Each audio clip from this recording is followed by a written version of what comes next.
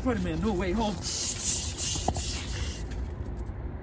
Why do I bring you in public?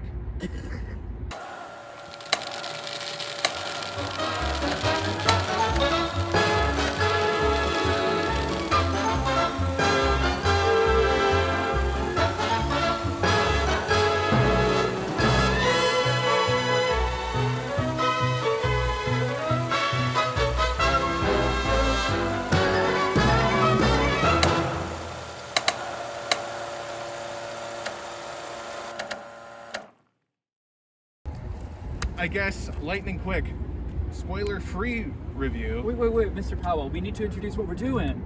Oh yeah, fuck. That is the whole point of this. This is Back Alley Reviews. We are literally behind a Cineplex. We just finished. Why do I bring you in public? We literally just got out of the theater watching Spider-Man. No Way Home. Yes. So, yeah, spoiler-free review. Yeah, it's good. It's fun. It's pretty entertaining. It's all right. If you don't want spoilers, leave. Spoiler review. Holy fucking shit. So, okay. Trailers showed, you saw Lizard, you saw Electro, you saw Green Goblin, and Doc Ock. Yes. There's a lot of cameos in this. Like, to round off the villains, Sandman also shows up.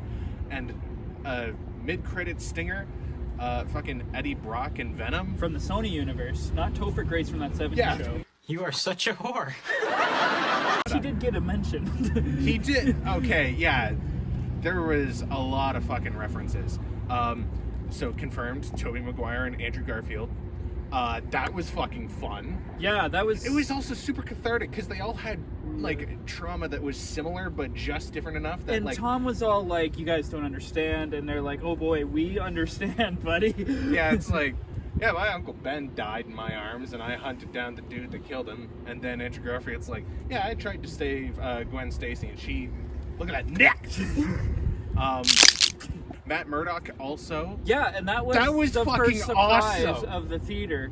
And our theater was very quiet, very respectful. And as soon as he saw the can go down, you heard some grumbles, and he sat down, and everyone, woo! Yeah, because just fucking Matt Murdock from specifically like the Netflix original, like, which there hasn't been a series. crossover yet.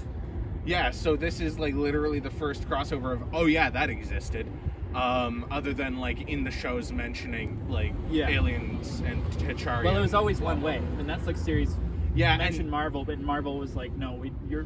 Yeah, and now it's like, oh, hi, thank you very much for the help, Mr. Murdoch. Like, which, holy shit, that was fun. Yeah, just holy fucking shit, man. Yeah, this movie is insane, but I read a review and I agree so much with it. Sometimes you say less is more, and there is a lot of villains in the Spider-Man, and in Spider-Man 3 with Tobey Maguire, there was too many villains.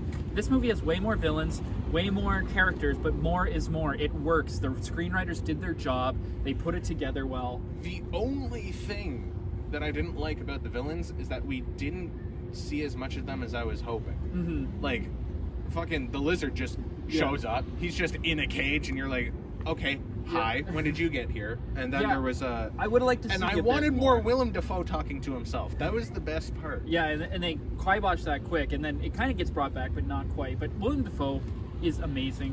One of the best. He needs more Oscars.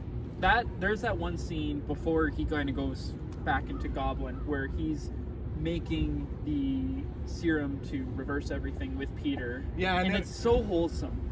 Also, the memes. They reference the fucking memes. I'm something of a scientist myself. Literally verbatim said that. The thing, though, I think why we got less villains is we gave more screen time to Tobey and Andrew, because that was the one thing. Which, okay, yeah, that's worth it. Yeah, it was worth it. I really thought it was going to be just the scaffolding scene. I love the way they brought him in with Ned doing the sling ring. Oh yeah, Ned is now a wizard. Which, in the comics, Ned becomes Hobgoblin, right? That's... or is that Ultimate? I don't know anything. No, I can't get into that, because there's yes and no, and maybe, and but, and sometimes. Yeah. As a movie, it's all right. It's entertaining. It's fun. I didn't feel Marvel humor was good. Yeah, I didn't feel like money or time was wasted. It was a fun time. If you are into the Marvel movies, it is a great time. It's a lot of fun. If you're specifically a fan of Spider-Man and or the previous Spider-Man movies, it's great.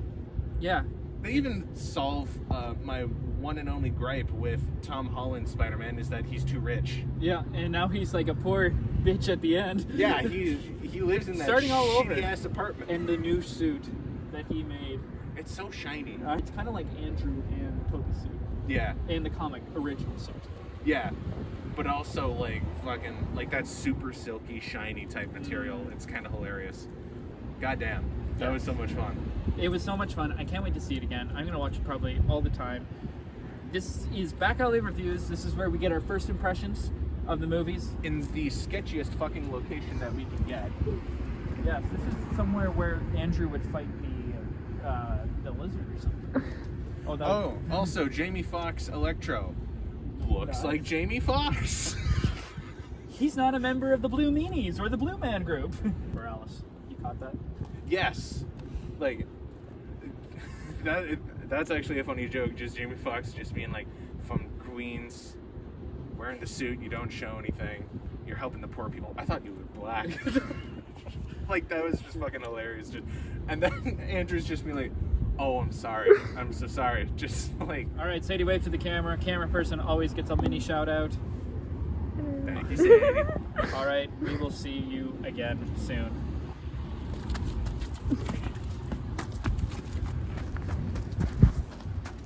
You can turn it off.